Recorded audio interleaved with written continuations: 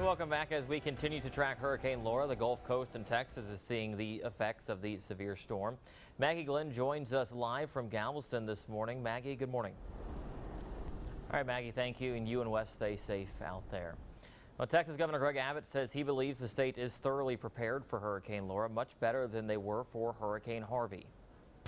And welcome back. We do have breaking news making its way into the newsroom here. There has been a fire on Neal Street, and that is where we find our reporter Zyneria Bird. Zyneria, what can you tell us about what is currently going on out there today? All right, Zyneria, thank you. We start to see the rain falling down there, so stay safe as Hurricane Laura makes its way into the area.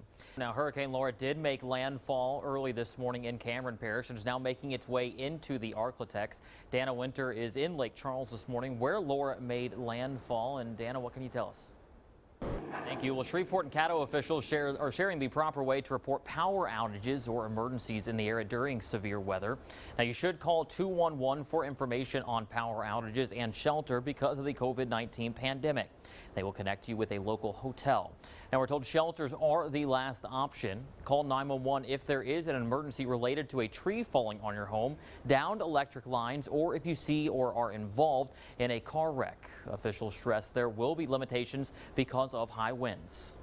Government services are shut down today except for emergency personnel, and sandbag pickup locations on Mansfield Road and Monty Street will open at 7:30. Well, Hurricane Laura is continuing to move into the Arklatex. Meteorologists Josh Marcis and Todd Warren will be sharing the latest in their full checks of the forecast after the break. Stay with us. Welcome back. We are continuing to follow Hurricane Laura as it makes its way through the Arklatex this morning. We're going to go now to Jade Jackson, who is standing by, one of our live reporters out in the field. And Jade, what can you tell us this morning? Well, this is what's going on right here. All right, Jade, and has this just sort of been the consistent scene there in Natchitoches, or is this kind of more of an outlier? Well, we did talk to some. All right, Jade, thank you. Stay safe out there as you continue to cover the storm. Now, we're already getting more reports of damage from Hurricane Laura around the Shreveport area. Zyneria Bird is live at a home on Ratcliffe Street. And Zy, what are you seeing out there? Now, Zy, we're seeing people out there out and about walking around. Saw some people over your back shoulder. They're taking some pictures of that damage. How can you exactly explain what you guys are feeling out there? Has it sort of calmed down from what it was, about an hour or so ago?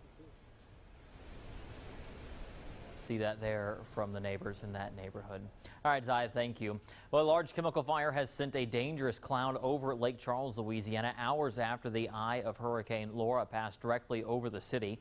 Governor John Bel Edwards says the fire was burning just outside of the city, and he's advising storm survivors to shelter in place.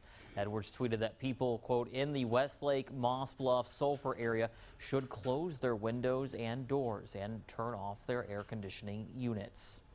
Well, we are starting to get a look at some of the damage that has been sustained in South Louisiana, and this is a look at Lake Charles when the storm was passing through earlier this morning. When it made landfall, Hurricane Laura was blowing gusts up to 150 miles an hour. Now you can see parts of this hotel there in Lake Charles being damaged, parts of the roof flying off of that hotel due to those high gusts of wind there in Lake Charles. Now in neighboring Sulphur, Louisiana, you can also see here in this next video toppled trees in pretty much everybody's yard there in that neighborhood.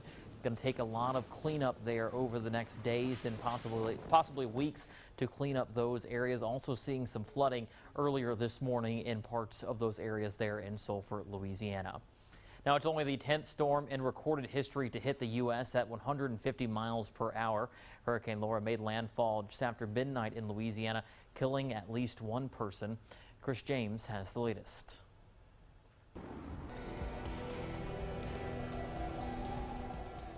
Welcome back. We are continuing to coverage Hurricane Laura as it makes its way through the Arklatex here. One of our reporters is standing by with more. Dalford Jones gives us a look at the damage in Lake Charles. Dalford? Delford.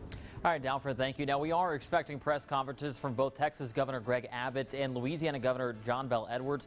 Governor Abbott's press conference will come after he finishes touring damage there in southeast Texas. We do know Governor Edwards' press conference set to begin at 1 o'clock. Now, stick around. We'll have more coverage of Hurricane Laura after the break.